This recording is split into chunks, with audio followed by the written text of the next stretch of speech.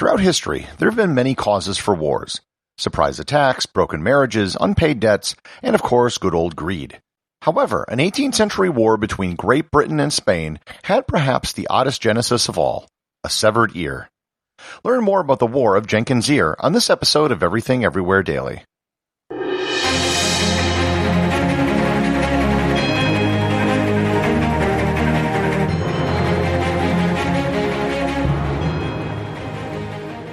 This episode is sponsored by CuriosityStream. There's a host of new content out on CuriosityStream that you should really check out. Shows such as The Man No One Knew, about CIA spy master William Colby; D-Day, Wings of Victory, which is about the role aircraft played in the invasion of Normandy; and Ancient Yellowstone, which goes over the geological and biological history of the world's oldest national park. You can subscribe to CuriosityStream for only $20 a year. Not a month, but a whole year. If you're a curious person, then start your subscription by visiting everything-everywhere.com/curiositystream or by clicking on the link in the show notes. Great Britain has been in a lot of wars.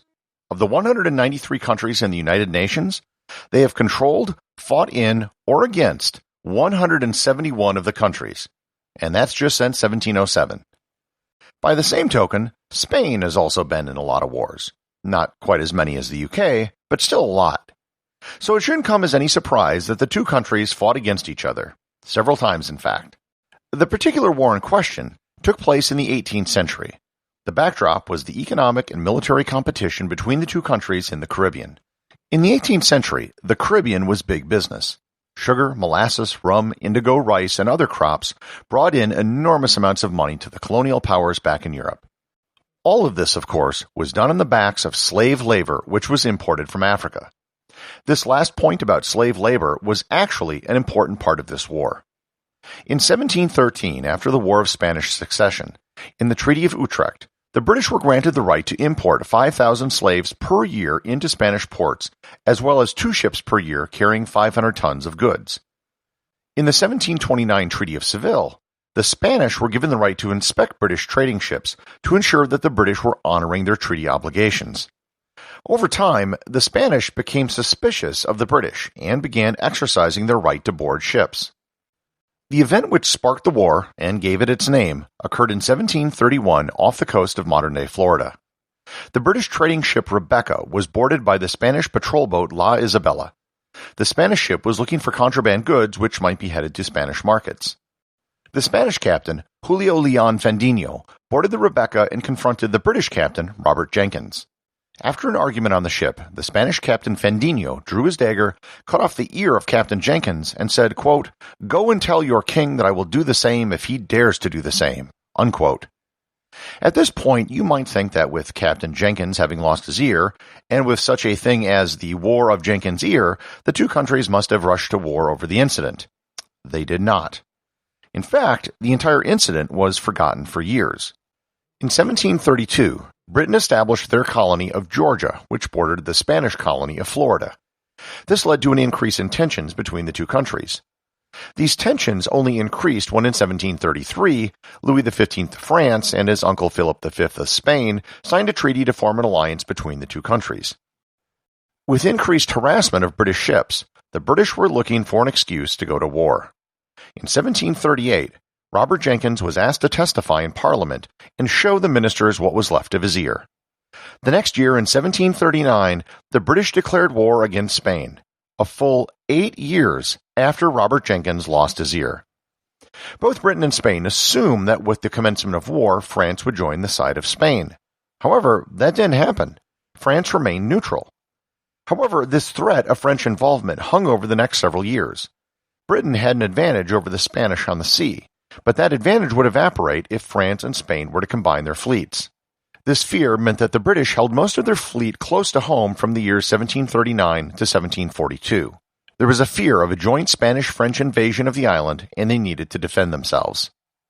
Over in the Caribbean, there was a series of skirmishes and battles. The first of these was the British capture of Portobello in what is today Panama.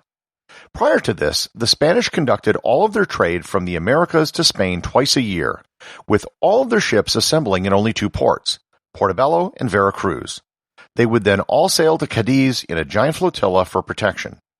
However, that meant you only had to attack these two ports to completely disrupt Spanish shipping. In November 1739, the British took Fort San Geronimo in Portobello and held it for several weeks, destroying its fortifications and its ability to protect shipping. This forced the Spanish to abandon their shipping policy of 2 massive fleets per year, and they moved to more frequent ships sailing from more ports.